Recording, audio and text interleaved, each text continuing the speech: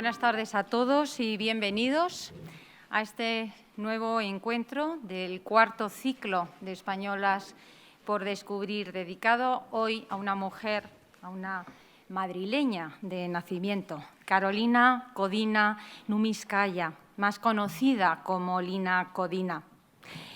Ella estuvo casada, como ustedes saben, con un gran músico, con Prokofiev, y será hoy recordada en este ciclo gracias a la famosísima escritora y periodista Reyes Monforte. Querida Reyes, muchas gracias. A vosotras siempre. Muchas gracias por estar aquí con todas nosotras, por participar, por colaborar con el Círculo de Orellana, uniéndote también a esta misión que tenemos, que es la de profundizar en la vida y en la obra, de muchas mujeres que tanto aportaron y que, pese a ello, a veces se quedan bastante olvidadas. Me vas a permitir, en primer lugar, como suelo hacer en otras ocasiones, que dedique unas palabras de agradecimiento al Instituto Cervantes. Y le dedico siempre unas palabras de agradecimiento por toda la implicación y por toda la ayuda que recibimos del Instituto Cervantes en este programa, porque de su mano conseguimos llegar más lejos, a más gente y, sobre todo, personas que nos une el interés por la cultura española, el interés por el español. Como bien saben todos ustedes, la forma nuestra, la forma de actuar del Círculo de Orellana es dando visibilidad al talento femenino, poniéndolo en valor y divulgándolo. Y lo hacemos con programas que nos permiten actuar desde el pasado al presente en el que estamos, pensando que siempre debemos recordar, agradeciendo a todas aquellas personas, aquellas mujeres que fueron abriendo un camino para que ahora, las que estamos nosotras en plena actividad, lo podamos realizar. Lo mismo que nosotras, espero que contribuyamos a facilitar entre las nuevas generaciones que el talento y la excelencia deben de ocupar el lugar que merecen. Y siempre así poder actuar en referencia a esas generaciones que aún están por llegar. Españolas por Descubrir pretende dar visibilidad a bastantes de las mujeres que nos precedieron y que fueron capaces de continuar hacia adelante con valentía, con esfuerzo y con compromiso, y también con mucha pasión. Pasión que les ayudó en gran medida a conseguir esas metas desde las dificultades y, pese a ello, pues a veces quedando en el olvido. Y antes de presentar a Reyes Monforte, me van a permitir que salude a alguno de los ponentes que van a intervenir en estos próximos meses, que tendremos 5 encuentros. Pues hay 3 ponentes que están con nosotros. En primer lugar, Patricia Kleiman, la musicóloga. Muchas gracias, Patricia, porque intervendrá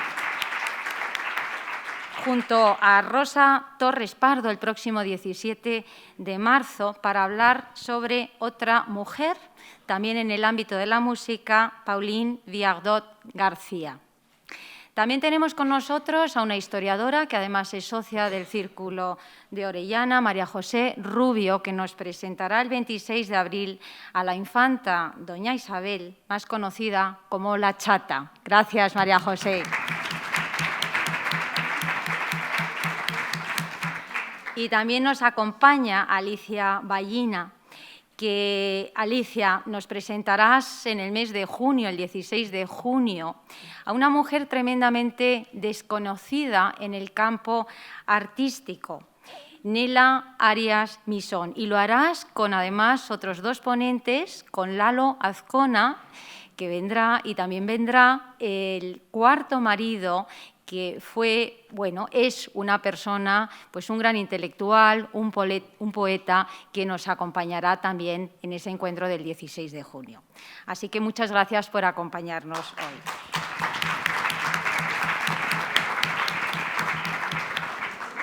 Y gracias, por supuesto, a todo el público, porque realmente todos los meses nos sentimos arropadas con la compañía, con la presencia de todo el público que o bien aquí en el Instituto Cervantes o a través de las redes o a través de las conferencias, a través de YouTube, hacen que estas mujeres, nuestras españolas por descubrir, cada día estén llegando más lejos.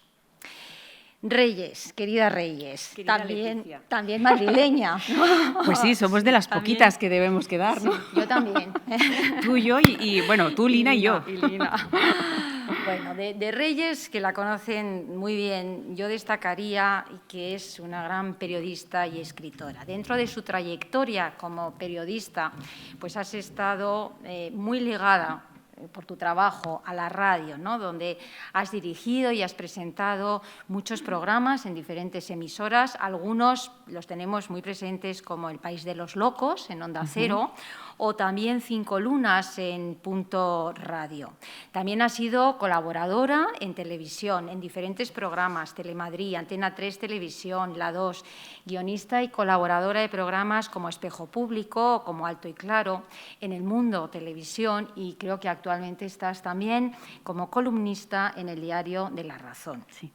Pero ya si hablamos como autora, pues realmente los éxitos por eso decía inicialmente, de gran éxito, porque ese primer libro, Un burka por amor, realmente fue algo increíble. Tuviste más de 1,5 millones de ejemplares vendidos, con unas 60 ediciones, y increíble. Se convirtió en un gran bestseller y además también hubo una serie de televisión que hizo A3 Media, también con muchísima audiencia. Yo tengo aquí un dato de 4,5 millones de espectadores, o sea que realmente algo increíble. Después de Un burka por amor vinieron otras publicaciones como Amor cruel, La rosa escondida, La infiel, Besos de arena y, por supuesto, Una pasión rusa. Una pasión rusa que todos estos libros han estado y están traducidos a varios idiomas, pero Una pasión rusa es el gran libro sobre Lina Codina, libro que además ha sido premiado en el 2015 recibiendo el premio de novela histórica Alfonso X y también en el año 2017 el premio de novela histórica Ciudad de Cartagena. Bueno, estamos deseando escucharte. Lo único decir que en el 2018, además, has publicado la memoria de la lavanda y creo que estás preparando algo que muy pronto Sí, podremos... bueno, en un mes sale la nueva novela que se llama Postales del Este, que está ambientada, como no podía ser de otra manera, cuando se celebra el 75 aniversario de la liberación del campo de concentración exterminio de Auschwitz. Está ambientada en el campo de concentración de mujeres de Auschwitz, que además estaba gobernado por la mano férrea de una mujer que no era muy conocida y espero que, mira, hubiésemos llegado, no es española, pero sí era desconocida y por descubrir, María Mandel, que fue una de las mujeres de la SS más crueles y más sanguinarias, incluso asustaban al propio Mengele, al propio Himmler, al propio Joseph Kramer o Rudolf Höss, así que imaginaros cómo debía ser. Pues estaremos ahí bien pendientes, atentos, ¿no? Y muy pendientes. Pues nada más, les dejo con Reyes Monforte. Muchísimas gracias. Bueno. Pues yo quien tiene que dar realmente las gracias soy yo, a Leticia, al Círculo de Orellana y por supuesto, a todos ustedes y cómo olvidarme del Instituto Cervantes. Esta tarde-noche que vamos a hablar mucho de música, para un autor o para un lector estar en el Instituto Cervantes es como para un músico estar en el Teatro Real. Bueno, y tú lo sabrás muy bien, que nos vas a hablar de tu conferencia maravillosa dentro de unas semanas.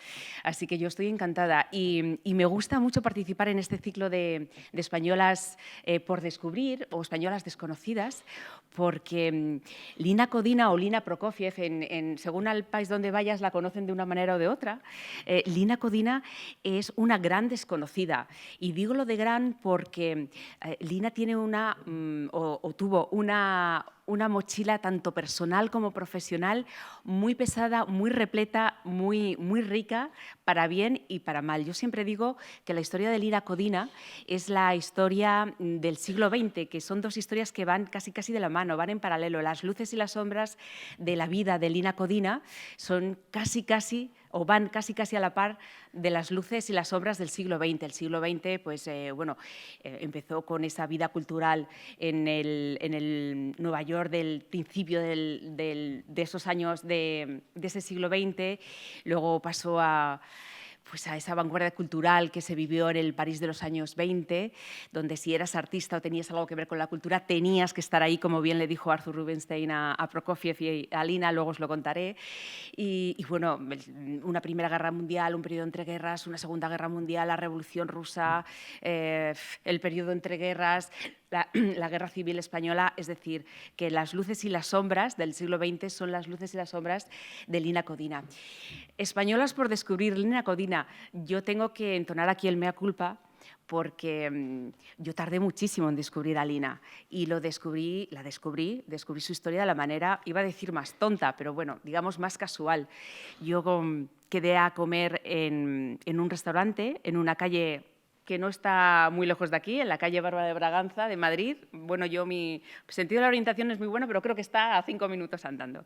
Y bueno, yo creo mucho en el destino. Lina también creía mucho en el destino. Yo creo que después de compartir con vosotros la historia de Lina, seguro que vosotros también vais a tener, no sé si vais a creer mucho en el destino, pero que algo hay, no sé, azar, llamarlo casualidad, llamarlo destino, llamarlo como sea.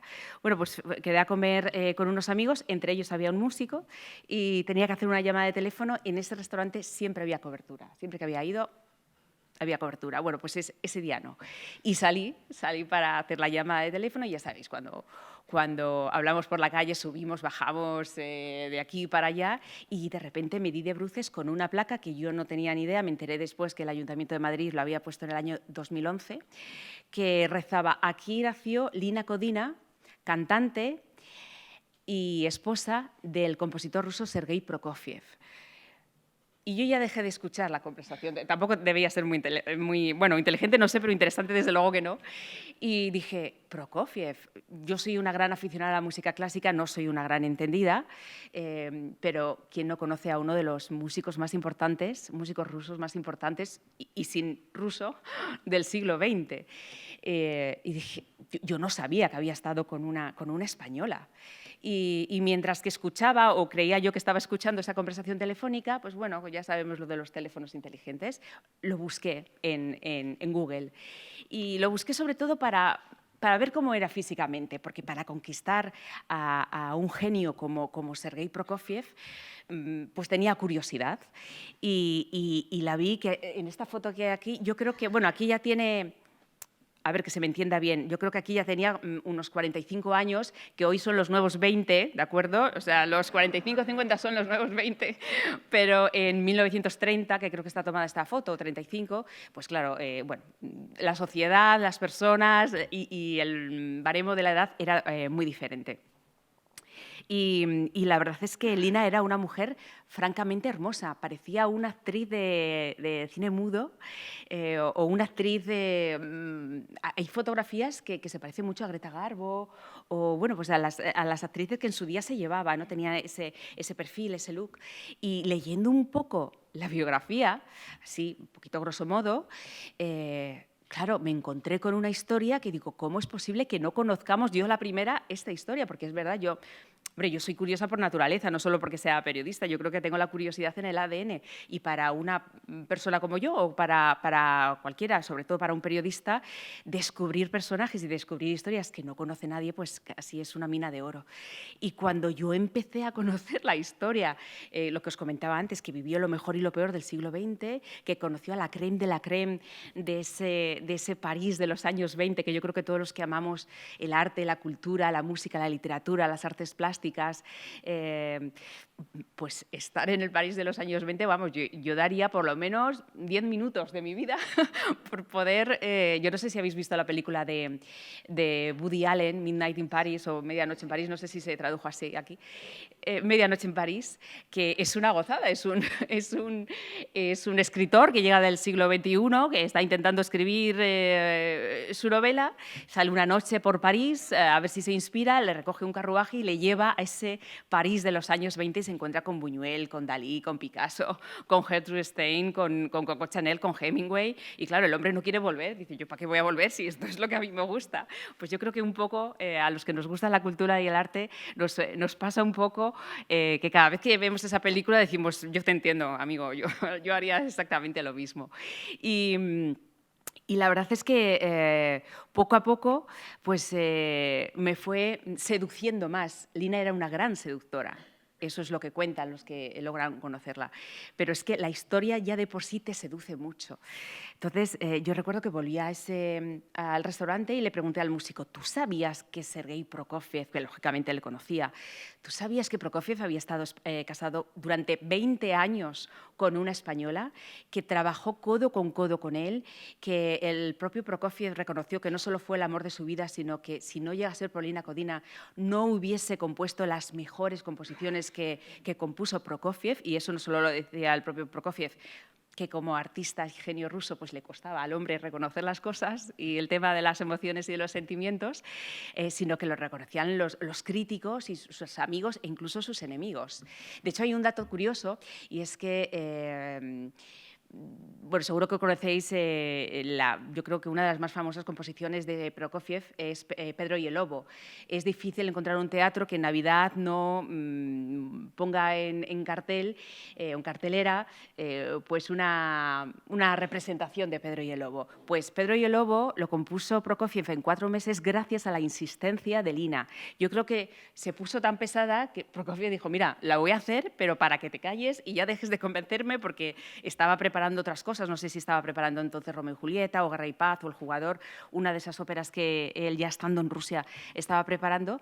Y gracias a la insistencia de Lina Codina, pues los niños pueden entender perfectamente cómo funciona, que es de lo que se trata realmente Pedro y el Lobo, cómo funciona una orquesta, cómo van pues, las cuerdas, los instrumentos de viento, bueno, etcétera. Entonces, el amigo músico me dijo, bueno, es que no tenía ni idea, pero vamos, ahora mismo me voy a poner a investigar porque es curioso. Y eso es lo que hice yo. Así descubrí yo a Lina Codina en la calle. O sea, aquello de a ti te conocí en la calle y estas cosas que se suelen decir. Bueno, pues yo a Lina Codina la conocí en la calle y me sedujo su historia desde el principio. Y mi principal pregunta era cómo se puede pasar del número 4 de la calle Bárbara de Braganza de Madrid a un barracón de un campo de concentración de un gulag ruso de Stalin, condenada por espía extranjera, por enemiga del pueblo ruso, condenada a 20 años en un gulag soviético donde la temperatura más llevadera era los 50 grados bajo cero. O sea, hubo incluso un récord, un año que se llegaron incluso a los 71. ¿Cómo puede pasar una española o cualquier persona realmente? Pero, hombre, cuando te pilla un poquito más de cerca, te lo planteas un poco más. ¿Cómo es posible? Bueno, pues la vida o el destino que hablaba antes.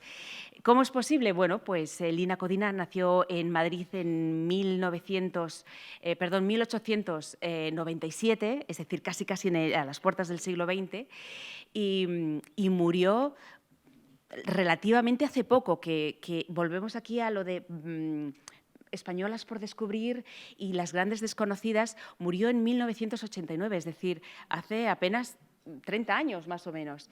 Y a mí, no solo como periodista, sino como persona, dije, qué rabia no haber conocido antes, pero vamos, no yo, sino cualquiera, la vida de esta mujer para haber podido tener acceso a ella, que nos lo contara ella de viva voz, porque es verdad que sobre su historia hay muy poco escrito, hay muy poco. Yo estoy segura que si Lina Codina hubiese nacido en Nueva York o en cualquier lugar de Estados Unidos, o fuera alemana, o fuera francesa, o hubiese sido italiana, ya habría 300 novelas, 400 series de televisión en Netflix, todas ahí metidas, o 50.000 películas. Pero no sé, a lo mejor por ser española pues costó un poquito más, o a lo mejor no tuvo nada que ver, porque la verdad es que Lina siempre presumía de ser madrileña, de ser española, pero era una mujer muy cosmopolita. ¿Cómo empezó la vida de Lina Codina? Bueno, pues como os digo, nació en Madrid, en la calle Bárbara de Braganza, en el número 4. Su padre era el tenor catalán Juan Codina y su madre era, aparte de una belleza, era una cantante buena, según cuentan, Olga Nemizkaya. Además era una belleza de mujer, era rubia con los ojos azules, todo lo contrario a Lina. Y entonces Juan Codina pues por esa cosa latina siempre estaba muy orgullosa. ¿Ves? Es que la niña ha salido a mí, porque por eso ha salido tan guapa y tan lista y tan inteligente y por eso quiere ser cantante y quiere ser artista y se va a comer el mundo. Bueno, pues lo que suelen decir los padres, aunque sea verdad o mentira, vamos, en eso ya no entro. Y bueno, siempre sus padres eran artistas. Es verdad que no eran de primera línea, pero trabajaban, nunca dejaron de trabajar y viajaban mucho. Y Lina, cuando era pequeña, claro, no podía acompañarles, así que se quedaban... De Madrid se fue muy pronto, de España se fue muy pronto, se quedaba sobre todo en casa de los abuelos maternos, o bien en Odessa o bien en el Cáucaso. En verano, cuando las temperaturas eran un poco más agradables, pues se quedaban en el Cáucaso, si no, pues en Odessa.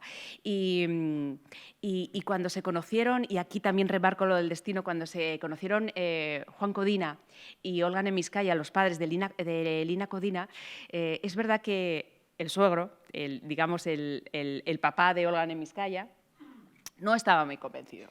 Porque, bueno, esto también suele pasar en todas las familias, ¿no? De mi niña se merece algo mejor, ¿dónde va este español? Que además tiene miedo escénico, era un tenor que tenía miedo escénico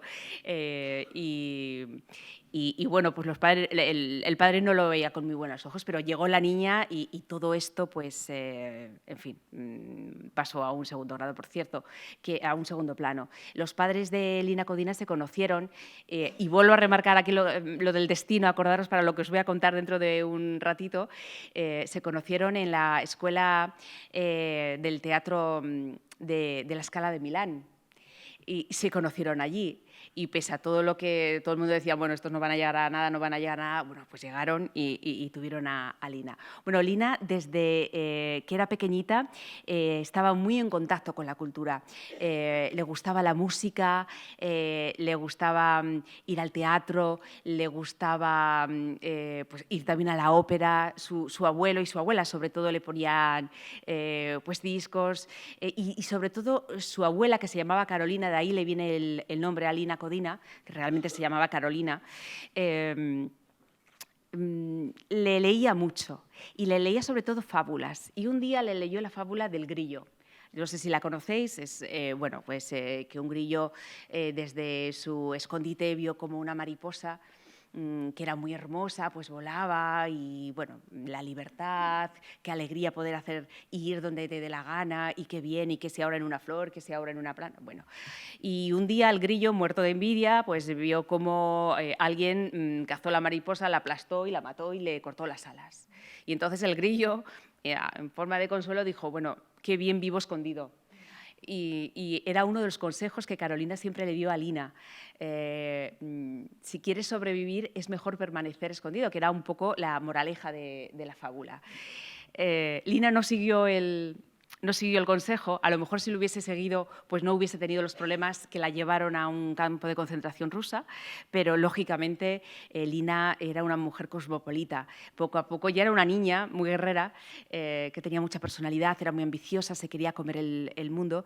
Y cuando los abuelos maternos fallecieron, pues tanto Juan Codina como Olga Nemiskaya, sus papás, decidieron que, bueno, era en 1908, decidieron que pues la madre ya tenía 35 años, el padre tenía 40 años, vuelvo a lo de la edad, era otra época, y decidieron irse pues, de donde había una gran población de exiliados rusos, que fue a Nueva York. Entonces fueron a Nueva York y allí la pequeña Lina fue creciendo con mucho contacto en esa población de exiliados rusos. Se apoyaban, quedaban, se daban trabajo, se aconsejaban si uno tenía un problema o de salud, bueno, pues lo que hacemos entre amigos también, ¿no? Pues esas conversaciones, hombre, no hacían una paella porque eran rusos, pero pues sí que se reunían los sábados, los domingos, se tomarían sus vodkas, digo yo, porque al ser rusos pues se tomarían sus vodkas y pues las conversaciones, que si pues la zarina era espía alemana, que si Rasputín tenía mucha influencia en la zarina y que por eso le mataron, que si pobre el zar Nicolás II, que hay que ver, le ha fallado a la familia con lo importante que es la familia, decían ellos, que el primo, el rey de Inglaterra, Jorge V, no le ha querido echar una mano cuando pues todo esto de los vientos de las revoluciones rusas. Y bueno, pues así poco a poco Lina fue creciendo y también crecieron sus sueños y sus deseos. Y su principal sueño, cuando tenía apenas 20 años, era ser cantante. ella trabajaba como secretaria en una empresa que estaba vinculada pues, a estos exiliados rusos en Nueva York y era una mujer muy preparada, sabía 5 idiomas, pues sabía el ruso, sabía el alemán, sabía el italiano, el español. Juan Codina presumía mucho que también le había enseñado el catalán, que es verdad que Olga Neminskaya le decía, pero ¿para qué le enseñas a la niña? Bueno, fíjate ahora, con esto lo que se puede liar, yo no sé ni si contarlo, pero bueno, está en el libro. ¿Para qué le enseñas a la niña catalán, que solo puede hablar en Cataluña? Perdona, Cataluña fue un imperio, tú es que como eres rusa, no te enteras. Bueno, hay algo que se cuenta en la novela que, bueno, que parece ser que sucedió así, pero vamos, conocía cinco idiomas, tenía un don de gentes espectacular para una chica tan joven. Era una mujer muy atractiva, con unos rasgos muy latinos, en Nueva York y en todo el mundo llamó mucho la atención. Y bueno, ella se fue preparando, es verdad, tenía una voz de soprano ligera, no era la mejor voz del mundo, pero según luego le dijo Prokofiev y según su propia madre, que bueno, era cantante y sabía de lo que hablaba, y de su propio padre, pues con un poco de trabajo y con un poco de dedicación, pues podía llegar a ser brillante y ganarse la vida con eso. Y en eso estaba la joven y bella y carismática y glamurosa, porque era muy glamurosa, Lina Codina, cuando un día unos amigos de sus padres llamaron a casa para decirle si había leído la prensa. Y dijo, pues sí, he leído la prensa, pero no he visto nada que me interese. Y dice, bueno, pues la has leído mal, porque acaba de llegar a Nueva York Sergei Prokofiev y la prensa estadounidense, más bien la prensa de Nueva York, le presentaba como el león de la revolución musical, como un futurista, como un visionario, hay que escucharlo. Bueno, estas cosas que dicen muchas veces los críticos y la prensa, lo mismo que dijeron de Lola Flores, bueno, ya sé que la comparación es muy odiosa a Prokofiev y Lola Flores, pero lo mismo que publicaron en Nueva York, un periódico, no sé si fue ahora mismo no recuerdo cuál fue, no nombro ninguno por si acaso. No canta, no baila, pero no se la pierdan, hay que verla. Bueno, pues tampoco bailaba ni cantaba Prokofiev, pero bueno, pues venía con la etiqueta de genio y sobre todo con la etiqueta de el heredero, estas cosas que también muchas veces la prensa nos ponemos muy pesados y lo decimos, el heredero del gran Stravinsky, cosa que a Prokofiev, por cierto, no le sentaba muy bien porque él era un poquito suyo, el hombre. Y le dijo, bueno, pues en diciembre de 1918 debuta Sergei Prokofiev en el Carnegie Hall y bueno, estamos invitados. Y claro, Lina se volvió loca, pero más por ir al teatro, más por ir al Carnegie Hall que por escuchar a Prokofiev. Y después de escuchar el concierto para piano número 1 de Prokofiev, creo que fue el 10 de enero de 1918, Lina se quedó completamente, bueno, Lina y todos los que estaban allí, pero Lina especialmente extasiada con lo que había escuchado. Con lo que había escuchado y con lo que había visto, con las dos cosas. Como luego su madre y esta amiga que les invitó al teatro, pues también le dijeron, sí, tú te has enamorado de la música de Prokofiev y del propio Prokofiev, porque bueno, Prokofiev era 5 o 6 años mayor que Lina, pero es verdad que tenía una apariencia un poco más madura. Y además le vio aparecer, pues imaginaros, en el escenario, vestido de frac, rubio con los ojos azules, con el pelo así peinado hacia atrás, se sentó en el piano y lo destrozó musicalmente hablando. Entonces, bueno, pues Lina llegó a casa y no podía pensar en otra cosa. Y vuelve el destino. Mes y medio más tarde, es decir, en febrero de 1919, se encontró, cuando iba a su puesto de trabajo, con un matrimonio ruso, de ese exilio ruso que os hablaba antes, los Stal. Él era Alexei Stal, que fue uno de los hombres fuertes de la Duma y que salió de Rusia en cuanto Lenin llegó al poder porque le dijeron o te vas o te vamos, o te quedas aquí para siempre. Y una cantante brasileña muy famosa en su día, su propio marido la llamaba Vera Diva, y que eran muy amigos de Prokofiev y se encontraron a Lina y le dijeron, oye Lina, como te gustó tanto el concierto de Prokofiev en el Carnegie Hall, pues mira, va a tocar ahora, va a dar otro concierto en el Iowa Lane de Nueva York. Así que si te apetece, bueno, que sí le apetecía, claro. imagínate. Y además te lo podemos presentar porque, mira, se va a quedar un tiempo en Nueva York, es muy tímido, no tiene amigos, nosotros le estamos intentando meter, pues lógicamente, entre nosotros, entre la población rusa, y bueno, como sois más o menos de la misma edad, pues seguro que y a ti te gusta tanto la música, quieres ser cantante, seguro que te cae bien. Y ya, oh, sí, pues nada, estupendo. Fueron a verlo y fue el primer contacto, fue el primer encuentro entre Lina Kodina y Sergei Prokofiev. La verdad es que nadie sabe cómo fue ese primer encuentro. Solo han contado que fue amor a primera vista. Yo en la novela, pues bueno, lo relato que se encontraron en el vestíbulo, ¿no? Y que se encontraron casi los dos. Y que ella le dijo, porque ella tenía mucho carácter, pues eso está muy bien, pero sonaba mejor en el Carnegie Hall, porque el Carnegie Hall tiene mejor, bueno, se escucha mejor. Y bueno, resumiendo, amor a primera vista. Y empezaron una relación casi clandestina, bueno, casi no, clandestina, solían quedar ese mismo día que se conocieron, en los estales, pues bueno, invitado a la pareja, que todavía no era pareja, pero a la pareja a su casa de Staten Island, y ahí poco a poco, pues, Sergei Prokofiev, que no era tonto y se enamoró de ella como se enamoraba todo el mundo, pues la fue conquistando poco a poco y de manera clandestina. Primero porque su madre, la madre de Lina Kodina, no estaba muy convencida, por supuesto que admiraba a Prokofiev, le gustaba mucho además que fuera ruso, pero claro, no dejaba de verle en los periódicos apareciendo en fotos con muchas mujeres, cada día con una, pues con una actriz, que a lo mejor no era nada, pero claro, insisto, estamos en el año 1919, 1920, la situación era otra. Bueno, hoy en día, en cuanto apareces en una foto con alguien también se lía la que no se debería liar, pues imaginaros. Y la madre de Lina hablaba mucho con ella y decía, ten cuidado, que tu sueño es ser cantante, no te distraigas, este hombre es muy famoso, este hombre es artista, es músico, además es ruso, lo decía una propia rusa, el alma rusa, la contradicción, te quiero, no te quiero, la vida, la muerte, ten cuidado, que sois muy jóvenes, a ver qué va a pasar. Pues lo que tenía que pasar, que Prokofiev pues, la enamoraba a través de su música. Se cuenta que un día, por ejemplo, le dijo, oye, pues en uno de esos paseos que se harían, yo qué sé, por Central Park o por algún sitio de estos de Nueva York, le dijo, ¿me regalas 14 minutos de tu vida? ¿Tienes esos 14 minutos para regalarme? Y Lina dijo, hombre, por supuesto. Y le llevó a una sala, la sala de un teatro vacío, y le tocó la ahora famosa Sinfonía Clásica de Prokofiev. 14 minutos, bueno, la sinfonía es una maravilla y se la tocó solo para ella.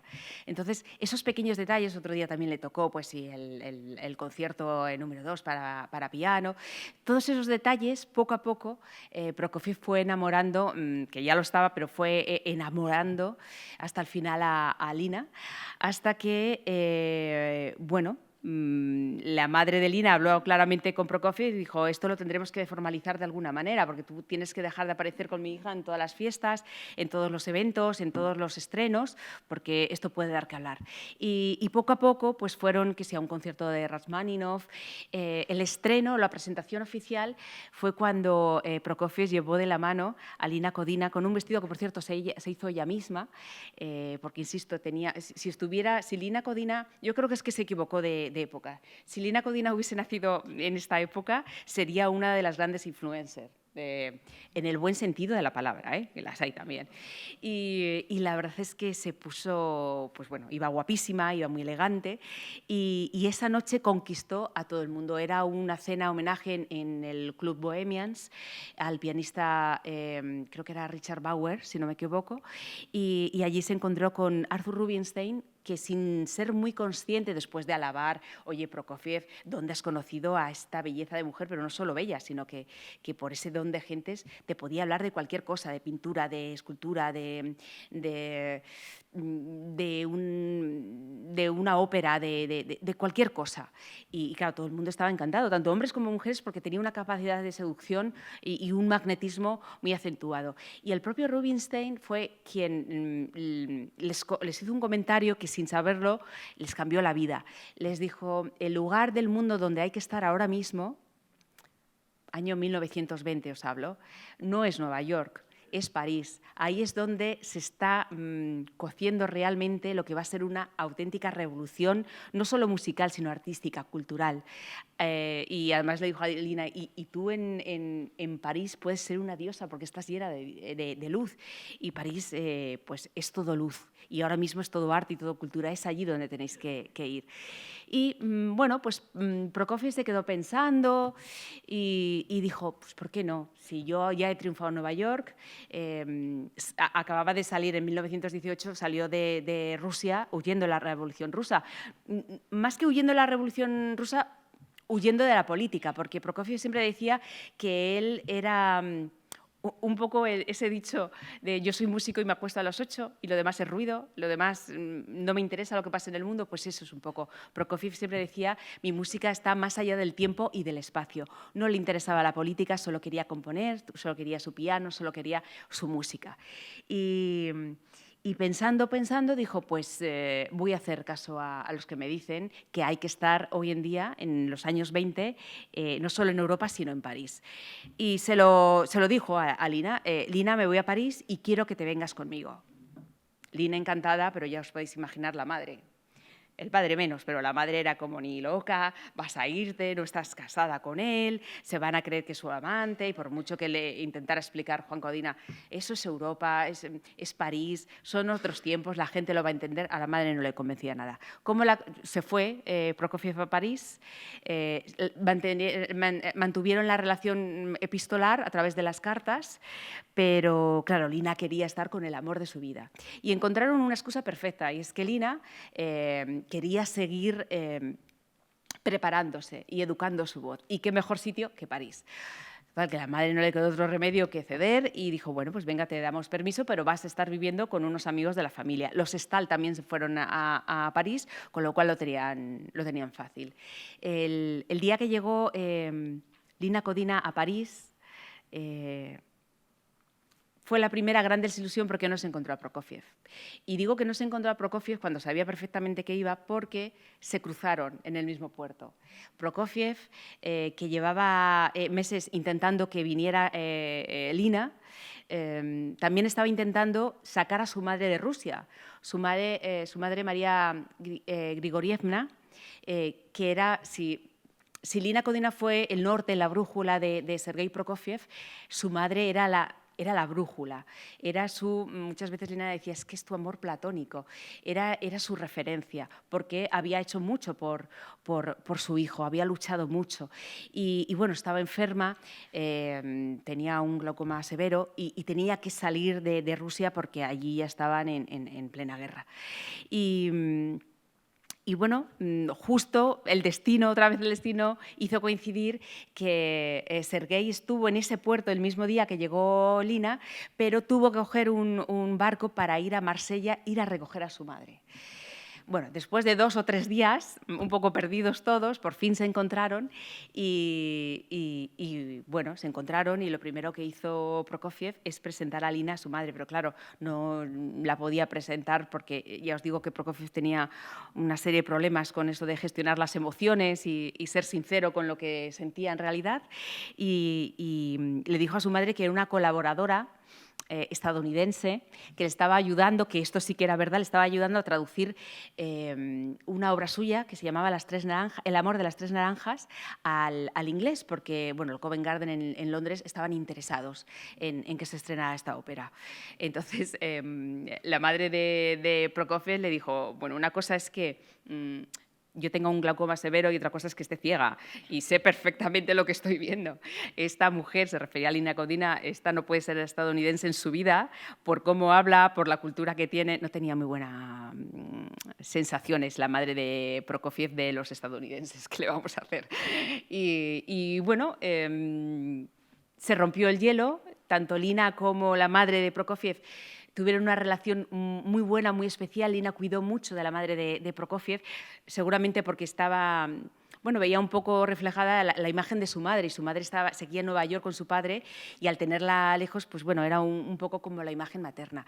Y ahí empezó la gran vida de Lina Kodina y de Sergei Prokofiev sin casarse. Y digo esto de sin casarse porque luego lo vais a entender. Ellos salían a los cafés, a los conciertos, a las fiestas. Lina empezó, también estaba con sus clases de voz, por supuesto. Lina, pues claro, de repente conoció pues, a los grandes amigos que había hecho en los meses que había estado en París Prokofiev antes que ella, pues a los grandes amigos que había hecho su marido, iba a decir, no, su pareja, vamos, su amor, Prokofiev, que luego enseguida pasaron a ser más amigos de Lina que del propio Prokofiev, porque Prokofiev era un poquito más mermado, entre comillas, con el tema de las relaciones públicas, de comunicarse, de relacionarse, y bueno, pues empezó a conocer a Hemingway, a Coco Chanel. Con Coco Chanel, imaginaros, dos mujeres tan vanguardistas, dos mujeres tan seguras, tan bellas, con las ideas tan claras, tan rompedoras,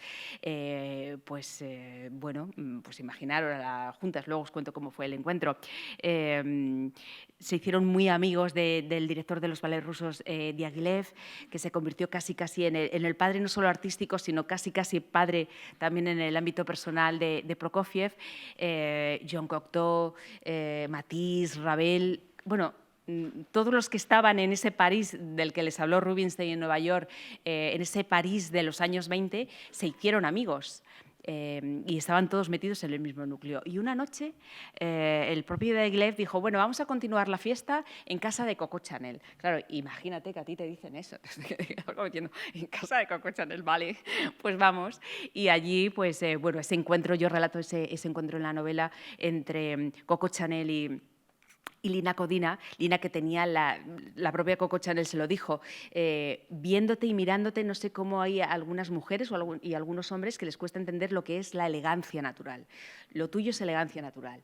Y se entendieron muy bien, porque además en esa época era la época caucásica que la dieron en llamar de Coco Chanel. Y no era por otra cosa que porque Coco Chanel tenía un amante ruso. Y entonces, bueno, como que entendió mejor a Lina, porque también tenía un amante ruso. El amante, además, bueno, esto es algo muy conocido porque ella misma lo dijo y se ha escrito en infinidad de biografías. Era el primo carnal del zar Nicolás II, Dmitri Pavlovich, creo que se llamaba así. Y además hay una anécdota muy curiosa porque Coco Chanel le dijo... No sé si vosotros os acordáis de esa imagen de Coco Chanel en la revista Harper's Bazaar, que sale con un pijama de seda y por primera vez con sus características perlas. Bueno, pues esas perlas le confesó a Lina que era de la familia Romanov, que habían salido corriendo a Rusia, como para no salir después de la Revolución Rusa, pues corrieron y huyeron de Rusia y, claro, se cogieron las joyas de la familia Romanov que fundieron. Y al que era amante de Coco Chanel, pues bueno, le tocaron, entre otras cosas, las perlas, que se las regaló a Coco Chanel. Entonces, claro, Coco Chanel, que además se declaró contraria, vamos, que más bien odiaba todo lo que olía bolchevique, pues siempre contaba esa anécdota de las perlas. Si estos supieran que las perlas de la familia Romanov son las que están en mi cuello, pues fíjate lo que se organizaría. Bueno, con estos son pequeñas anécdotas, pero que reflejaban un poco la vida, la buena vida, la vida artística, la vida cultural, la vida rica que estaban viviendo los Prokofiev en París. Hasta que, bueno, Lina se dio cuenta que tenía que hacer algo para seguir con su sueño de cantante y para convencer a Prokofiev que tenían que casarse porque no podían vivir durante más tiempo así. Esto del matrimonio a lo mejor hoy suena un poco antiguo, esa necesidad, pero en 1923, que es cuando se casaron, no era tan antigua. O sea, era una seguridad, sobre todo para la mujer, poder ir con su marido. Y a Prokofiev, cada vez que le hablaban de matrimonio, le salían granos. O sea, decía, no, esto del matrimonio es como si me atan una cuerda cuerda con una piedra al otro extremo y me tiran al río Sena. Y le dijo a Lina que no quería casarse, que él estaba bien como estaba. Entonces le dijo a Lina, vale, muy bien, que por cierto, las malas lenguas dicen que se le aconsejó su suegra, su futura suegra. Toma el mando de la situación y haz lo que tengas que hacer. Y entonces Lina dijo, bueno, pues me voy a Milán a estudiar, quiero debutar como cantante y lo voy a hacer. Y se fue 2 años a Milán. La relación, de nuevo epistolar, siguió, se vieron un par de veces durante esos 2 años. Todo el mundo le decía a Prokofiev, ¿cómo estás tan loco? Has dejado escapar a una mujer no solo bellísima, sino a una mujer con esa inteligencia y con esa preparación musical que no compones igual desde que no estás con ella.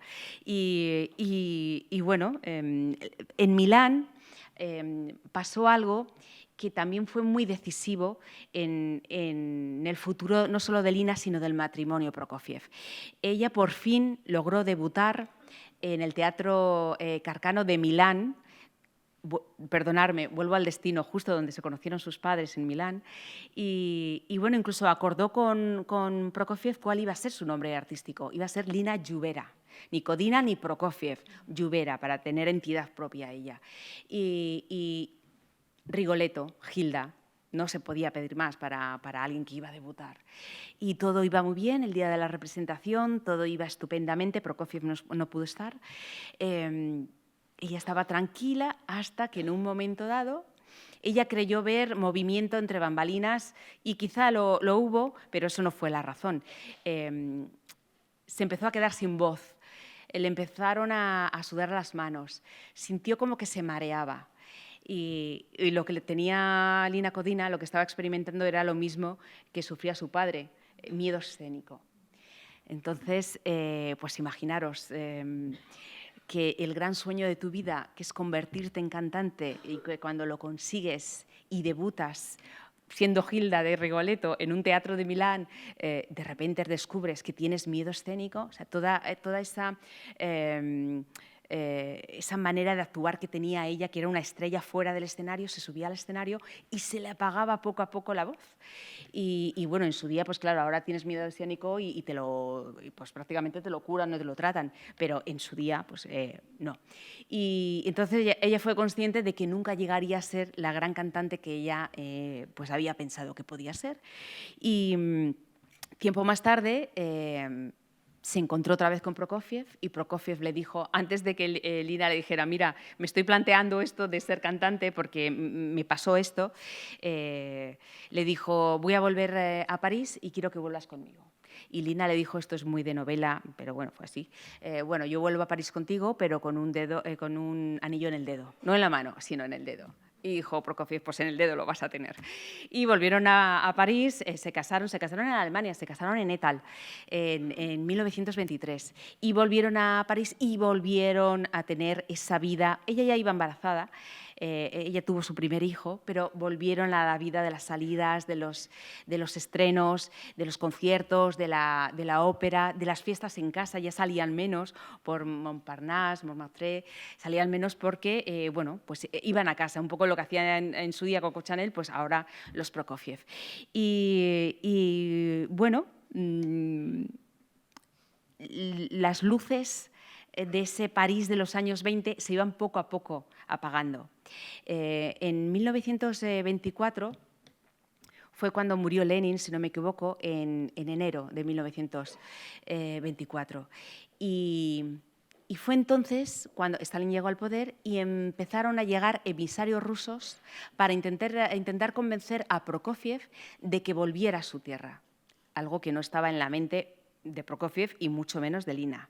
¿Por qué? Porque habían oído cosas. No se sabía con claridad, pero habían oído cosas de que en Rusia estaba pasando algo, que la gente estaba desapareciendo, que salía por la mañana de sus casas y no volvía. Empezaron las purgas. La gran purga fue de 1936 a 1953, que falleció Stalin, pero bueno, ya se estaba empezando a hablar de las purgas, de los centros de reeducación, de las granjas bueno, lo llamaban así, ya sabemos cómo llevan algunos lo de la semántica, sobre todo cuando están en política, las granjas de reeducación, las granjas penales de laboro, y, bueno, no se sabía, pero se sabía. Entonces, eso le frenaba mucho a Prokofiev. A finales de 1924 falleció la madre de Prokofiev. Y eso le hundió, no en una depresión, pero sí que le trastocó un poco, porque se quedó no solo huérfano de madre, sino huérfano de raíces, de pasado, de nostalgia. Y empezó a, entre que los emisarios rusos no paraban de no hay ningún problema, te vamos a tratar muy bien, vente a Moscú, porque estás triunfando en todo el mundo, en Estados Unidos, en Suiza, en Alemania, en Italia, en España, porque también vino a España, en París, ¿y por qué no vuelves a tu tierra? ¿Qué tienes contra tu tierra? El pueblo ruso, como hablaban ellos, el pueblo ruso está deseando verte, incluso también a tu mujer, que ya la conocemos, ya hemos visto fotos, que hay que ver, oye, qué guapa y además qué elegante y vente a Rusia. Bueno, pues entre eso y que quedó un poco trastocado por la muerte de su madre, empezó a pensar si realmente no tendría que darle una oportunidad a Rusia. Vale, sí salió en 1918, pero ya estaban en 1924, 25 y quizá había sido quizá era el momento de volver. Pero no estaba muy convencido porque Stravinsky le decía, ni se te ocurra, los propios amigos, artistas todos, poetas, pintores, pues en Rusia le decían, no vuelvas, estás loco, está la gente deseando salir de aquí, ¿cómo vas a volver tú? Que aquí hay problemas hay problemas, piénsatelo, Prokofiev. Y bueno, se lo pensó hasta que dejó de pensárselo. Y en 1927 se produce el gran regreso, el primer viaje de Prokofiev con Lina, que fue casi un viaje oficial, porque es como si hubiese ido el presidente, bueno, iba a decir el presidente de los Estados Unidos, no creo que al presidente de los Estados Unidos en esa época lo hubiesen recibido así, pero vamos, una visita oficial.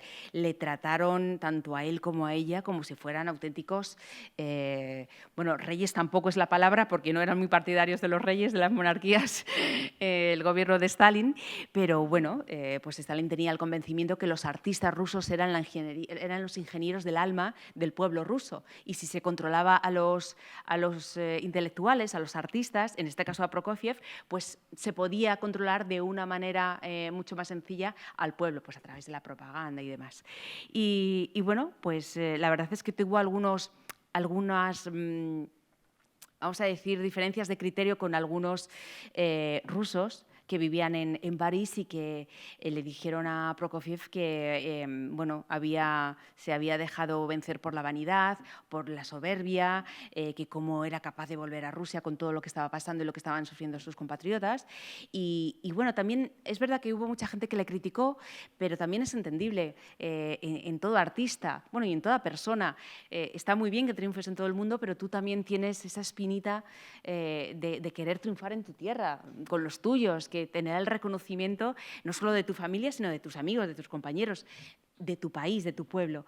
Y bueno, Prokofiev hizo caso omiso, como hacía casi siempre cuando tomaba una decisión, y a la única que le preguntó fue a Lina. Lina, ¿te apetece que vayamos a Rusia?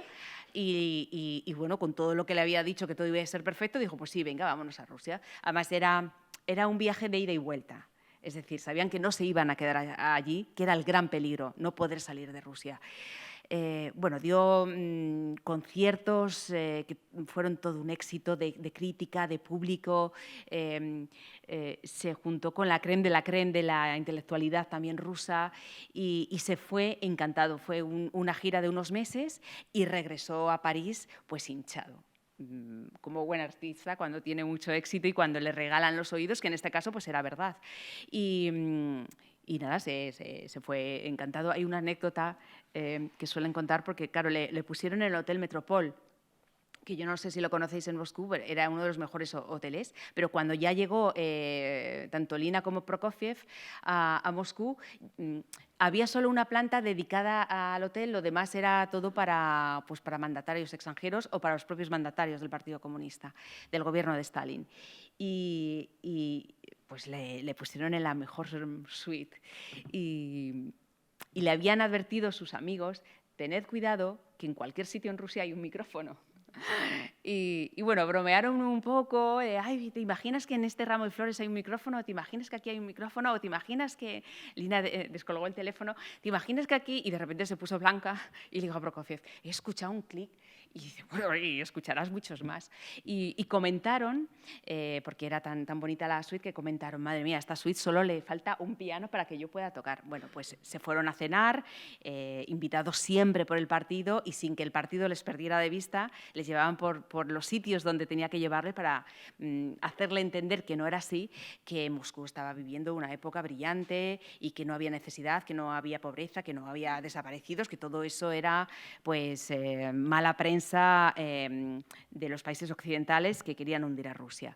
Y cuando volvieron de la cena se encontraron con un piano.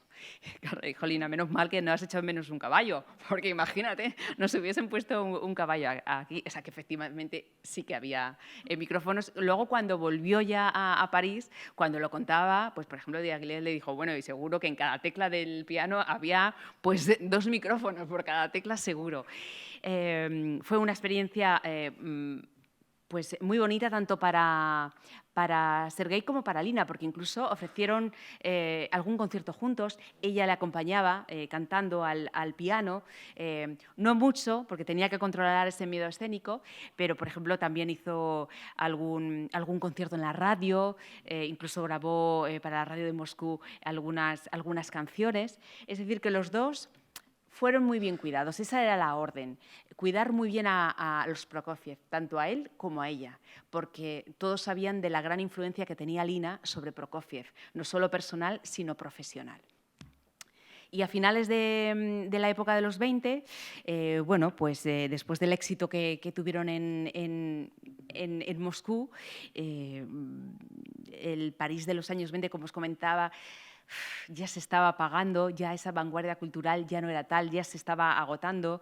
Luego pasó la crisis de la Bolsa de Nueva York en 1929, el mundo estaba virando, estaba cambiando, las luces se convirtieron en sombra y bueno, Prokofiev dijo, quizá es el mejor momento de volver a Rusia, que nos quieren, nos alaban, nos dan todo lo que queremos, y aquí en París ya se está apagando toda esta vida cultural que teníamos. Y bueno, pasó algo que también le convenció, y fue la muerte de su gran padre, tanto, bueno, casi personal, pero sobre todo profesional, Diaghilev. Diaghilev murió, el director de los ballets rusos, murió en 1929 y además murió en un hotel de Venecia, en unas condiciones que todavía no se han aclarado, en unas condiciones un poco extrañas.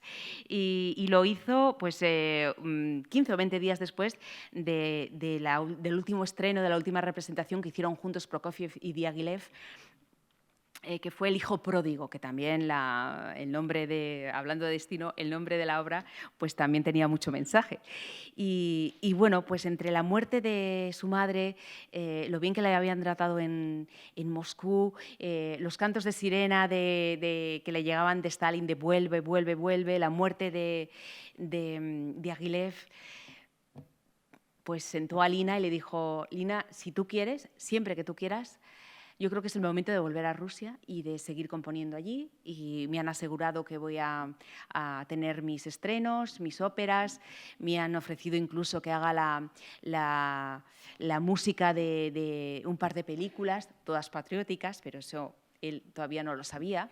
Y patrióticas quiero decir todas encargadas por el propio Stalin. Es decir, que dijeran pues bueno, las cosas que decía Stalin, pues como lo hacían con Hitler, pues lo hacían con Stalin.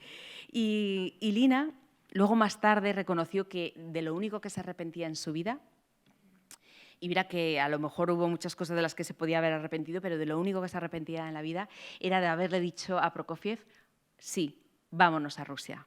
Pero bueno, tampoco podía hacer otra cosa, tampoco sabía mucho más. Ella, ¿cómo iba a imaginar que su vida iba a ir por los derroteros que luego finalmente fue. Y en 1936, justo cuando estallaba la Guerra Civil Española aquí en España, pues los Prokofiev, con sus 2 hijos, que ya tenía 2 hijos, como bien le dijo Diaghilev a Prokofiev, una mujer con un hijo es general, con 2 ya es mariscal, así que date por vencido porque vas a hacer siempre lo que diga tu mujer. Y efectivamente, por eso le preguntó, ¿quieres que nos vayamos con la familia rusa? Bueno, pues le dijo que sí, y en 1936 la consigna de Stalin era que no le falte nada a Prokofiev. Les dieron un apartamento, una casa para ellos solos, cosa que no sucedía porque una casa, bueno, ya sabemos todos cómo funcionaba aquello, a lo mejor podían vivir pues 3 familias y numerosas en un mismo apartamento, pues bueno, pues un apartamento solo para, y además con su coche, con su chofer, todo era para bienes y todo era que necesitas que te lo damos y todo era libertad y todo puede salir y tus hijos pueden estudiar y tu mujer puede seguir grabando y dando conciertos sin ningún problema, hasta que empezaron a pues surgir los problemas. El principal problema de Prokofiev, además de Stalin, según Stalin, era Lina Kodina. ¿Por qué? Porque lo que quería Stalin y el partido era que Prokofiev, como todos los demás artistas rusos, trabajaran, digamos, a favor de obra y no fueran individualistas, como decían ellos, es decir, no compusieran sus propias composiciones. Y Lina siempre le decía, tú no puedes componer para el partido, aunque el partido te diga que es para el pueblo, es para el partido. Tú eres un músico universal, tienes que componer pues como siempre has compuesto, le gusta a la gente o no le guste. Entonces, todo eso llegaba claro, a los máximos mandatarios y veían que Lina Kodina se estaba convirtiendo en un verdadero problema no solo para el partido, sino para la reeducación que el partido estaba intentando hacer con Prokofiev. Y empezaron los problemas, empezaron las tiranteces entre el matrimonio. ¿Por qué empezaron las tiranteces? Porque en uno de los veranos que bueno, el partido solía dar casas o alojamientos, dachas que llamaban ellos, a los artistas en verano. Ahí para que pudieran componer, para que estuvieran tranquilos, siempre iban con la familia, con los hijos, con lo que fuera. Y un verano le sorprendió a Prokofiev porque solo había sitio para él, no había sitio para su mujer ni para sus hijos. Entonces, bueno, nadie sospechó nada, claro, a toro pasado es siempre fácil, pero dijo, bueno, pues no te preocupes, yo llegaré un poquito más tarde, me iré con los niños a Sochi y bueno, pues mira, yo tengo cosas que hacer porque necesito, realmente pues necesitamos, porque le habían dado permiso para viajar a Hollywood, pero un permiso muy especial, un permiso que podían viajar el matrimonio Prokofiev, pero los niños se quedaban en Moscú. ¿Por qué? Porque así se aseguraban de que los padres iban a volver. Si se llevaban los niños, los Prokofiev no volvían, ni los padres ni los hijos. Entonces, Lina, que ya estaba viviendo ese ambiente de murmuraciones, de conspiraciones, de silencios, qué es lo que pasa, por qué desaparecen nuestros amigos, los poetas, los artistas, y por qué no sabemos nada de ellos. Y cada vez que pasaba por la Lubianka, que como sabéis, bueno, es una de las cárceles más horrorosas que ha habido en la historia de la humanidad, y veía las lucecitas amarillas encendidas incluso de noche. Lina siempre le preguntaba en el coche a Prokofiev con el chofer oficial, ¿por qué están siempre encendidas las luces amarillas en la Lubianka? ¿Qué estará pasando detrás de esas ventanas? Y Prokofiev, pues como sabía que además el chofer podía ser perfectamente pues, un informador o alguien del partido o no, decía, pues bueno, tú no te preocupes, tú no hagas nada malo y no acabarás ahí, fíjate. Tú no te preocupes que los que acaban ahí es porque algo malo habrán hecho. Y además se cuenta la anécdota que un día un chofer le dijo, desde los sótanos de la Lubianka, tiene unas vistas estupendas porque se ve Siberia. Eso quiere decir que todos los que entraban en la Lubyanka acababan en Siberia. Era muy difícil entrar en la Lubyanka y, bueno, si salías, si tenías la suerte de salir y no morir en algún interrogatorio o en alguna sesión de torturas, pues, bueno, tenías la gran suerte de ir a un gulag en Siberia. Entonces, bueno, pues Lina ya tenía sus sospechas y ya se enfrentó a Prokofiev y le dijo, mira, tenemos que irnos de Rusia. A ti no te están dejando componer lo que tú quieres, porque enseguida le propusieron no hacer la música de un par de películas que las hizo y además tuvo mucho éxito. A una de ellas fue Stalin al propio estreno y coincidió con ellos y todo muy amable, todo tal. Pero claro, estaba... le habían pedido una cantata para el 20º aniversario del partido, luego otra para el cumpleaños de Stalin. Era todo muy para el partido y eso era lo que a Lina le ponía de los nervios, porque quería el Prokofiev universal, el Prokofiev, el músico que triunfaba en todos los lugares del mundo independientemente de quién ocupara el gobierno en cada país. Y bueno, dada la insistencia, pues el gobierno les dejó salir a una pequeña gira por Estados Unidos. Y Lina disfrutó muchísimo porque acabaron en Hollywood. Y allí conoció pues, bueno, a todas las actrices y a todos los actores del Hollywood dorado. Se encontró con Walt Disney, que estuvo toda la estancia intentando convencerla de que convenciera a su vez, lo mismo que pasó con Pedro y el Lobo, que convenciera a su marido de que trabajaran juntos, porque querían hacer, que luego finalmente se hizo, una película de, bueno, Pedro y el Lobo, lo que hizo Walt Disney, pero quería que su marido le pusiera música. Luego, pues realmente lo consiguió. Entonces, ella estaba muy feliz porque recuperaba la vida, recuperaba el brillo en los ojos, recuperaba las ganas de vivir que Moscú le estaba chupando poco a poco y que a medida que se alejaba de Moscú y entraba ya en la parte occidental y sobre todo pues, en ese Hollywood dorado, que volvió a triunfar, por supuesto, pues claro, la gran obsesión de Lina era decirle a Prokofiev, es que tenemos que salir de Rusia, pero te están ofreciendo trabajo en Hollywood y en Estados Unidos, te echan de menos y te están llamando de Suiza y te están llamando de Italia y te están llamando de París, no puedes decirles que no. Y entonces peleaban mucho porque, claro, Prokofiev prefería hacer que no se enteraba de nada, pero realmente se enteraba de todo. ¿Cómo no se iba a enterar? Si se enteraba Lina, ¿cómo no se iba a enterar de lo que realmente estaba pasando con sus propios amigos y compañeros en Moscú? Y ya se puso tan, digamos, pesada, entre comillas, Lina, que le dijo Prokofiev, pero tú no entiendes que se han quedado con nuestros hijos porque saben perfectamente lo que iba a pasar, que nos íbamos a quedar, que no nos podemos quedar, tenemos que volver, ya veremos cómo salimos, pero tenemos que volver. Volvieron, para disgusto de Lina, y pasaron por París. Ella no lo sabía, pero pudo ver por última vez a Coco Chanel, no despedirse de ella, pero bueno, y a todos sus amigos que habían dejado allí en ese París, de los que tenían un recuerdo maravilloso, y volvieron a Rusia. Y ahí ya empezó el gran problema.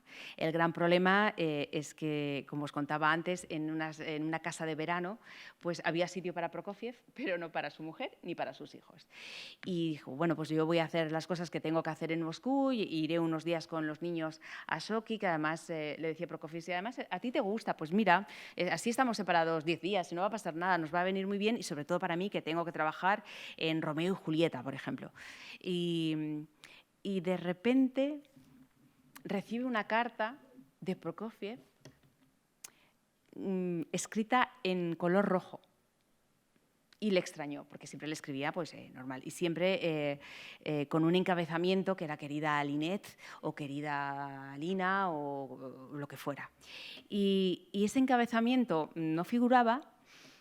Y le extrañó que le dijera, tengo muchas ganas, bueno, tengo muchas ganas de verte, no le extrañó que se lo dijera, pero sí, no sé bailar, cosas de esas que dices, ¿y para qué me dices que no sabes bailar? Si yo ya sé que no, que eres un pato, ya sé que no sabes bailar. Pero bueno, tampoco le dio importancia porque dijo, bueno, lleva 10 días sin mí o 15 días sin mí, me está echando de menos, pues... Y además le ponía como una especie de unas indicaciones sobre cómo llegar a la casa de veraneo donde estaba. Y claro, Lina decía, De hecho, le llamó por teléfono y dijo, pero ¿y para qué me dices lo de bailar? ¿Y para qué me dices que te crees que no me acuerdo en cuál es la dirección de la casa donde estás? Y bueno, lo dejó pasar. Dijo, bueno, pues una cosa de estos genios artistas. Luego, más tarde, descubriría que la carta no era para ella. Sergei era bastante distraído, Prokofiev, ya lo hizo durante el noviazgo.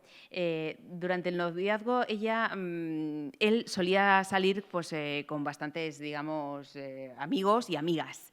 Y una vez, cosa que le indignó mucho a la madre de Lina, se mandó un ramo de flores, bueno, 2 ramos de flores, y se confundió en la dirección y en la tarjeta. Bueno, un despiste, ¿no? Y entonces decía exactamente lo mismo, pero poniendo querida Lina o querida Estela Adler, que era una actriz muy conocida cuando estuvieron en Nueva York y bueno, pues tenía cierta amistad. Y claro, eso cuando lo vio la madre de Lina casi le da un síncope. ¿Ves lo que te he dicho? Si es que no te puedes fiar de estos rusos. La madre, que era rusa, no te puedes fiar de los genios, de los músicos rusos, porque luego pasa lo que pasa. Bueno, pues aquí cuando vio la carta, ella, cuando lo vio, ese primer contacto con la carta, no imaginó nada. Pero luego, cuando volvieron ya a la casa que tenían en Moscú, lo estoy intentando abreviar un poco porque creo que no me quiero ir de tiempo. Cuando volvieron a su casa de Moscú, descubrió un papel escrito con un poema con la misma tinta roja. Y dijo, qué raro, y leyó el poema y dijo, qué malo, porque el poema era bastante malo, la verdad. Dijo, esto no lo ha podido escribir Prokofiev y no es la letra de Prokofiev. Y se quedó con esa idea ahí. Y a los pocos días o a las pocas semanas le llegan rumores de que hay una joven estudiante de literatura, 20 años más joven que Lina, o 30 años más joven que Lina, no sé cuántas, cuyos padres tienen muy buena relación con el Partido Comunista, que se la está viendo mucho con Sergei Prokofiev en los estrenos, en los conciertos, en las conferencias, y se lo dice una amiga. Y entonces, bueno, la primera vez que se lo dicen, dice, bueno, pues será una de muchas, ¿no? Una de las alumnas que quieren saber más, que le gusta la música. Y cuando se encontró con una amiga personal de la pareja, le preguntó, pero bueno, ¿qué pasa? ¿Que debo preocuparme? Y le dijo la amiga, debiste preocuparte hace ya tiempo. Y ahí es cuando descubrió que algo estaba pasando. Entonces, unió la carta que recibió ella, que realmente no era para ella, sino para la otra. La otra, por cierto, tiene un nombre. La otra se llamaba Mira Mendelssohn, que era todo lo contrario a Lina Kodina.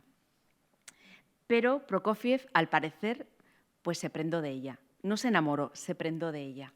Hay 2 versiones, que el propio partido fue quien le puso a Mira Mendelssohn en el camino para separar de Lina, para que no tuviera esa influencia. Dijeron, bueno, pues 2 pájaros de un tiro, nos quitamos a la mujer, a Lina Kodina, de encima, y la reeducación de Prokofiev puede ser más fácil para nosotros. Y otra fue que, bueno, pues oye, que Prokofiev ya tenía...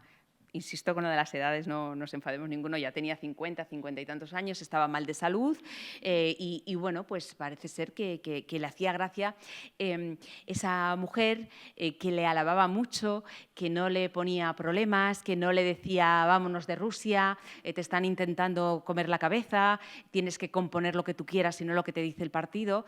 Es decir, que con Lina todo eran peleas o todo era, mira, Sergei, tienes que hacer esto, no lo estás viendo, tienes que abrir los ojos. Y sin embargo, Mira Mendelssohn, pues al contrario, era un mar calmado, a todo sí, nunca le ponía ningún problema. Y cuando se enteró Lina, se lo dijo a Prokofiev, dime que esto es mentira o dime que esto es verdad. Y bueno, la verdad es que las pruebas eran tan evidentes que dijo, bueno, pues sí, es verdad. y le pidió que rompiera esa relación y que siguieran con un matrimonio que ya tenían 20 años, que era una bobada. Y al principio creyó que la cosa funcionaba, pero en uno de los estrenos más importantes de Prokofiev se la encontró, pues si ellos estaban en la tercera fila, se la encontró en la segunda fila o en la primera fila. Entonces dijo, bueno, aquí ya me están tomando el pelo a base de bien y además lo típico, que ya lo sabía todo Moscú y que ella todavía no se lo terminaba de creer. El matrimonio se rompió, además coincidió, la traición de Prokofiev a Lina coincidió con la traición de Stalin a Hitler, en ese pacto de no agresión que tenían, pues en 1941 saltó por los aires. Y Prokofiev abandonó a su familia. Grandes amigos de Prokofiev, entre ellos Boris Pasternak, que era más amigo de Lina, le decía, pero es que no te entendemos, Prokofiev, porque tienes a Lina que ya no es por su belleza, y es que va más allá, es que es una mujer que cuando entra en una sala todo el mundo quiere hablar con ella, los ojos se van hacia ella, y Mira Mendelssohn era lo contrario, era pues una mujer muy poco afortunada, pero en todo, quiero decir, que no tenía ni don de gentes, ni donde palabras, solo tenía pues pues una ideología, digámoslo así, muy marcada y solo quería admirar a Prokofiev y ya está. No se podía sacar más de Mira Mendelssohn. Pero bueno, Sergei decía que estaba profundamente enamorado de Lina Kodina, que era el amor de su vida, era la mujer de su vida, pero que, volvemos al alma rusa, esa contradicción de los genios rusos, pero que necesitaba vivir esa experiencia con Mira, que no sabía explicarlo porque no tenía explicación, pero que lo necesitaba así. Entonces, por mucho que los amigos, tanto de la pareja como solo de él, le decían, estás cometiendo un error, pues él decía que tenía que vivirlo. También había otra versión, porque Prokofiev, en un momento, antes de conocer a Mira Mendelssohn, fue censurado por el gobierno de Stalin porque ya no le gustaba lo que componía, porque no componía para el partido. Le acusaron de individualista, le acusaron de formalista y le acusaron de enemigo del pueblo. Y le empezaron a censurar sus estrenos, no le dejaban dar conciertos, se acabó el trabajo para Prokofiev. Y desde que conoció a Mira Mendelssohn, pues dio la casualidad que volvieron a contratarle, pudo estrenar por fin Romeo y Julieta, que se la tenían pues escondida durante años. Y bueno, desde la relación que empezó con Mira Mendelssohn, insisto, muy bien relacionado con el partido, pues volvieron a contratarle, volvieron a encargarle conciertos, volvieron a encargarle la música para las películas y volvieron los estrenos del gran Prokofiev pues en Kirov, en Moscú, en Leningrado, en todos los sitios. Y claro, mucha gente decía, bueno, está claro, por supuesto que no la ama, pero le conviene porque lo que siempre dijo Prokofiev, yo lo que quiero es hacer música, yo lo que quiero es trabajar, mi música está más allá del tiempo y del espacio. Y si con esta mujer a mi lado me abre las puertas y puedo estrenar, yo sé a quién amo realmente, que es a Lina, pero si ahora mismo me toca estar con esta mujer, yo lo que quiero es seguir componiendo. Bueno, eso Prokofiev se lo llevó a la tumba porque por mucho que le preguntó Lina y por mucho que incluso sus propios hijos le preguntaron, bueno, se lo llevó él a la tumba y yo creo que Lina Kodina también, porque cuando estaban a punto de entrar las tropas alemanas en Moscú, lo que hizo Stalin fue congregar a una serie de intelectuales, de artistas rusos y sacarlos de Moscú, porque, claro, la guerra estaba a las puertas, por así decirlo. Y se los llevaron a la zona de Kazajistán, creo que era. Hoy Kazajistán. Y cuentan que cuando ya Sergei Prokofiev estaba junto a Mira Mendelssohn en el vagón del tren, de repente salió corriendo y fue a buscar a Lina, a la casa familiar de Moscú, donde estaba Lina y donde estaban sus hijos. Entonces, al abrir la puerta, Lina dijo, ha vuelto, vuelve. Y no volvió. Volvió para decirle, Lina, por favor, sé que es una locura, eres el amor de mi vida, te quiero a ti y quiero a mis hijos, pero tienes que aceptar esta relación que yo no sé lo que va a durar. Tienes que aceptar, o sea, fíjate lo que le podríamos decir ahora, fíjate en su día, ¿no? Lo que le dijo Lina. Tienes que aceptar esta relación, que a lo mejor es que dura 2 o 3 meses, pero acepta esta relación abierta. Bueno, lo que le dijo Lina, yo creo que todavía se oye, ¿no? por alguna calle de Moscú todavía queda por ahí. Y por supuesto se negó. Y muchos también le criticaron a Lina esa actitud, porque dijo, bueno, es que quedarse en Moscú en ese momento era muy peligroso, porque los bombardeos alemanes eran continuos y la gente moría y se tenían que ir pues, a las estaciones de metro. Bueno, todos sabemos lo que pasó. Y ella dijo que no, que hasta ahí podíamos llegar, que ya se daría cuenta del error. Y bueno, hubo un cruce de reproches y Prokofiev se fue con Mira Mendelssohn fuera de Moscú y ella se quedó, pero Prokofiev le dio a su hijo. Los hijos siempre se pusieron de parte de la madre porque, claro, tampoco entendía que el padre se fuera. Y le dio una carta que escribió para Lina, donde le explicaba qué es lo que había pasado. Esa carta la leyó Lina, no la leyó nadie más. No sabemos lo que puso en esa carta, porque esa carta, hago aquí un pequeño paréntesis, ahora vuelvo. Recuérdamelo, porque yo es que si no, y si tengo que ir cortando, me lo dices, ¿eh? Sí, vale. No, acabo enseguida, es que me queda lo mejor, ¿Ves? Si es que se me pasa igual. Además he venido con el iPad, con la escaleta de la conferencia, ni lo he abierto. Digo, para que no te pases de hora. Pues es que de verdad no se puede. Bueno, vengo otro día, no pasa nada.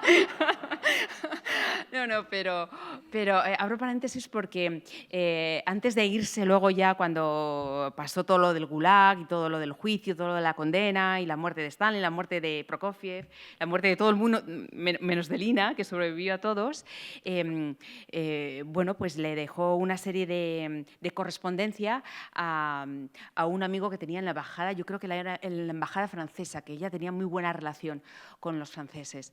Y cuando murió el embajador francés, pues su hijo se encontró con ello. Y como sí que leía que era Prokofiev, pero tampoco sabía que era algo íntimo, intentó subastarlo en Christie's. Entonces, Lina, pero ya con 80 y muchos años, que estaba viviendo en París, creo que era, se enteró que Christie's iba a subastar esa documentación, esa carta que no había leído nadie, y se presentó allí y logró parar la subasta, que hombre, está muy bien porque son cosas íntimas, pero nosotros nos hemos quedado con las ganas de saber qué escribiría Prokofiev a Lina. Bueno, muy brevemente, ¿dónde me había quedado? Bueno, vale, muy breve. Pasó la guerra allí, lo pasó muy mal, estuvo ingresada, estuvo a punto de morir, sus hijos también. Prokofiev no apareció en ningún momento por mucho que le llamó. De hecho, cuando su hijo por consumir leche contaminada, porque claro, no había para comer y se tenía que conseguir en cualquier sitio, Oleg, su segundo hijo, estuvo a punto de morir bueno, Lina venció, dejó a un lado su dignidad y cogió el teléfono, le llamó y dijo, mira, no te pido nada para mí, pero haz el favor de movilizar lo que tengas que movilizar, tus contactos, para que pueda Oleg ir al hospital, que le traten allí y que le salven. Eso sí que lo hizo, pero no se presentó. Cuando ella fue ingresada durante 1 mes o 2 meses, también por muchas complicaciones, que pensaron que era tifus, pero luego era una neumonía, pues bueno, sí que mandó un telegrama a Prokofiev, a su hijo, diciendo, cuida de tu madre, por favor, pero tampoco se presentó. Quiero decir que, bueno, todo muy doctor Zivago, es que es un dramón. Claro, es que ahora viene lo mejor y tengo que ir terminando. Bueno, da lo mismo. La cosa es que ya cuando se termina la Segunda Guerra Mundial, pues Prokofiev vuelve a Moscú y bueno, pues la verdad es que le hace otra gran traición y es que decide casarse con Mira Mendelssohn. Se casa en enero de 1948 y a Lina la detienen casualmente, otra vez el destino, otra vez las casualidades, 1 mes más tarde, en febrero de 1948. La detienen, la llevan a la Lubyanka, allí pasa 1 mes y medio torturada, interrogada, en las peores condiciones. Ya no entro en detalle porque, bueno, si os interesa, pues está ahí la novela y si no, pues miráis en otros sitios que no pasa nada. Es que no me da tiempo a contároslo. Pero bueno, pues como no confiesa porque le dicen que tiene que tiene que reconocer que es espía extranjera y que además es enemiga del pueblo ruso. Y como ella está segura que no ha hecho nada malo, pues se niega a confesar. La trasladan de la Lubianka a la prisión de Lefortovo, que era aún peor. Y ya cuando están a punto de matarla, uno de los jueces que la interrogó, bueno, le convenció mediante una mentira diciendo que en la sala contigua estaba su marido, estaba Prokofiev y sus hijos, y que si ella no confesaba, matarían a sus hijos. Que por ley, una ley que se inventó en 1947, creo que fue, o 37, Stalin, bueno, pues podía ser así, ¿no? La persecución de un miembro de la familia conllevaba también la persecución, la tortura y la muerte del resto de la familia. Y ahí, pues, claro, Lina dijo, pues sí, firmó la confesión y, bueno, la llevaron a juicio. El juicio duró 15 minutos, se les olvidó poner un abogado defensor, estas cosas, y la condenaron, lógicamente, a 20 años por ser espía extranjera, confiscación de bienes y 20 años en un gulag, en un campo de concentración ruso en Siberia, en uno de los peores, en Aves. Y bueno, pues allí en el campo de concentración hizo lo posible para intentar. Ella se negó a hablar, durante toda su vida se negó a hablar de cómo había sido su vida en el campo de concentración. Y ella se hizo una promesa que cuando saliera del campo de concentración jamás volvería a hablar de lo que pasó allí. Por otras presas se sabe que organizó conciertos, que se ganó enseguida al director del Gulag, que le permitió hacer obras de teatro, lecturas, una pequeña biblioteca, que de repente, bueno, que se libró de ciertos trabajos forzados, porque mientras a lo mejor el resto de los presos estaba trabajando, ella estaba preparando pues, los conciertos, estaba preparando sobre todo las obras que sabía que le gustaban mucho al director del Gulag. Entonces, pues estaban trabajando todos los presos y de repente veían que entraba un violonchelo, entraba un violín. Y claro, todo el mundo decía, bueno, esto son las cosas de Lina. Lina ha conseguido pues, un instrumento más para la orquesta. Y bueno, allí no os lo puedo contar, pero también creó algo muy especial con el resto de la población presa. Y un día, el 5 de marzo de 1953, por los altavoces del Gulag, da la noticia de que Stalin ha muerto. Y bueno, pues sobre todo los prisioneros muy contentos, los demás no, pero los prisioneros muy contentos. Lo que no sabía Lina es, y aquí viene otra jugada del destino, y con esto ya acabo, que el mismo día se enteraría después cuando una presa, semanas más tarde, estaba limpiando uno de los despachos de uno de los guardias, de uno de los guardianes del Gulag, y escuchó en la radio que en Argentina se estaba haciendo un homenaje al recientemente fallecido Sergei Prokofiev. Y entonces la presa, que además era muy amiga de Lina, dijo, madre mía, ¿cómo le cuento yo esto a Lina? Y se fue a contárselo a Lina y casi se muere, porque además el destino hizo que tanto Stalin como Sergei Prokofiev murieran el mismo día. Prokofiev murió 50 minutos antes, es decir, ni siquiera tuvo esa alegría, entre comillas, de decir, bueno, el que ha terminado con mi vida, porque al final ya no le dejaba componer, él estaba muy enfermo. También coincidió que cuando se enteró de la condena de Lina sufrió una especie de derrame cerebral, un accidente vascular y ya no quedó bien, ya quedó muy enfermo y muy mermado. El último golpe del destino es que, qué casualidad, que Prokofiev murió justo el mismo día de Stalin, que su cuerpo no pudo salir en 3 días de la casa de los padres de Mira Mendelssohn, porque, claro, las calles de Moscú estaban totalmente tomadas por las celebraciones, no, pero por las pompas, digamos, del entierro de Stalin. No pudieron ni siquiera enviarle flores, porque todas las flores eran para Stalin. Pravda informó, el diario más importante de Moscú, informó de la muerte de Sergei Prokofiev, siendo quien era, 3 días después de su muerte.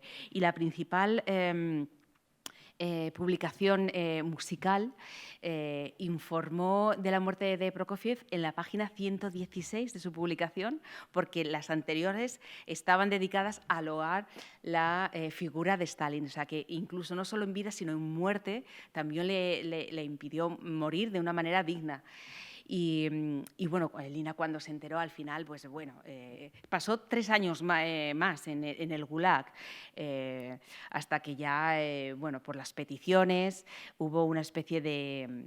Bueno, que le dijeron que no había hecho delictivo, que se había pasado 8 años en un gulag por nada, porque no había hecho delictivo. El nuevo gobierno dijo, madre mía, lo que ha hecho Stalin, cuando empezaron a ver los archivos, los gulags, todo lo que había pasado ahí, dijo, bueno, vamos a sacar a esta gente y a ver si con un poquito de suerte. Y además tuvo su último gesto digamos, bueno, de soberbia, ¿no? de carácter, porque el tribunal que le concedió un poco el indulto, por decirlo así, le dijo, ahora tiene que firmar una carta de arrepentimiento por lo que hizo. Y claro, Lina decía, pero si me acaban de decir ustedes que no hay hecho delictivo, ¿cómo me voy a arrepentir yo de algo que yo sé que no hubo, pero que ahora lo están ustedes reconociendo oficialmente? Total, que por fin salió del Gulag y cuando llegó a casa, lo primero que le pidió a sus hijos fue ir a ver, fue arreglarse, ponerse, pues como Lina solía ser, salió ya con 59 años, 60 años, y la primera salida que salió fue a ver la tumba de Prokofiev.